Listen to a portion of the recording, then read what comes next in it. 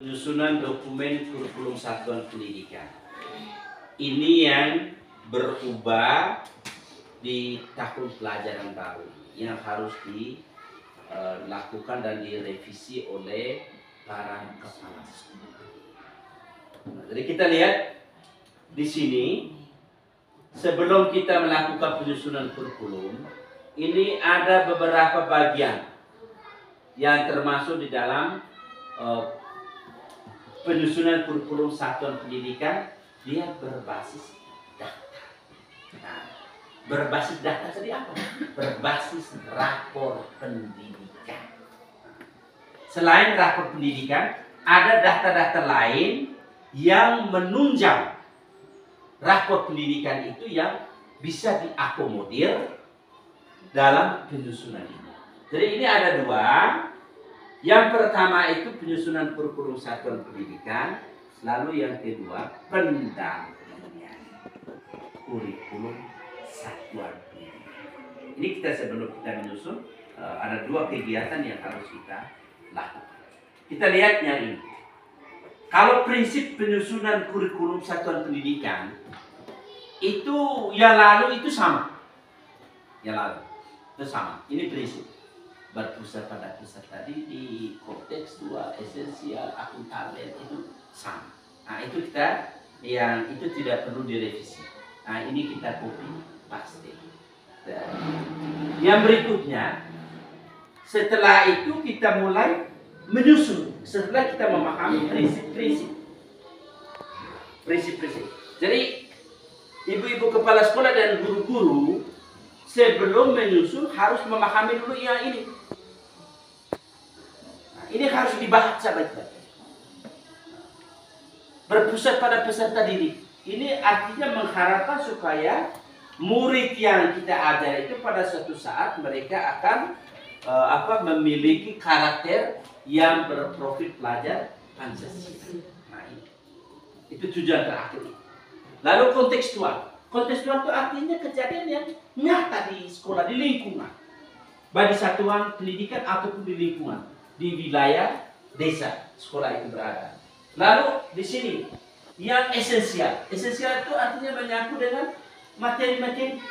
Nah, ini ada CP, ada struktur kurikulum. Nanti ada modul ajar atau RPP, ada modul proyek. Nah, ini di materi-materi esensial. Kemudian akuntabel ini. Akuntabel ini artinya kita menyusun kita punya KSP itu harus melibatkan semua warga, nah, semua komponen. Nah, komponen-komponen yang ada di sekolah itu apa? Guru, kepala sekolah, orang tua atau komite, tokoh pendidikan, pemangku kepentingan di sekolah itu, lalu termasuk pengawas. Nah, itu dilibatkan dalam penyusunan. Kemudian kita masuk pada penyusunan. Lalu apa saja yang diperlukan dalam menyusun KSP?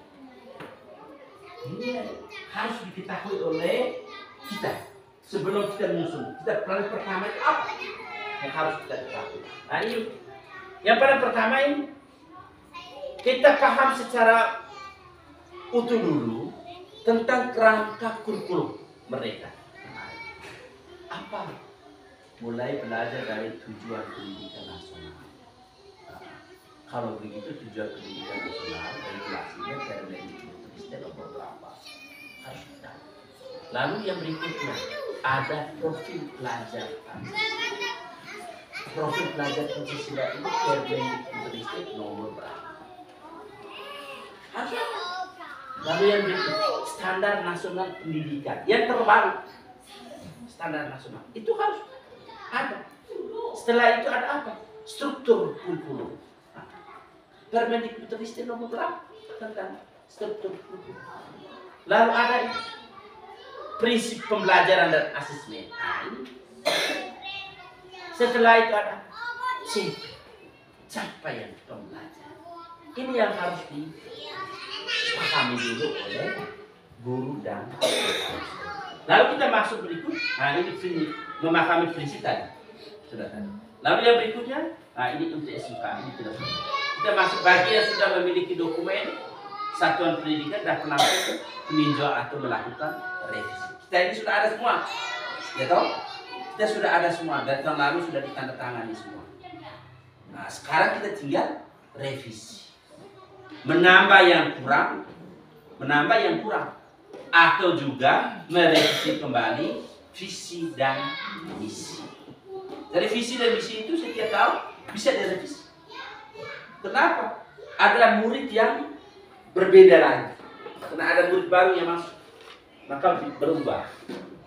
Berikutnya ini, lalu siapa saja yang terlibat dalam penyusunan? Nah, ini harus tahu.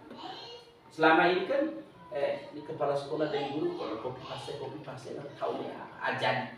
Padahal tidak. Nah, harus ada ini pemangku kepentingan. Ada kepala sekolah dan guru, itu otomatis. Lalu yang kedua ada siapa? Ada pemangku kepentingan SD dan orang tua, keterwakilan dari orang tua.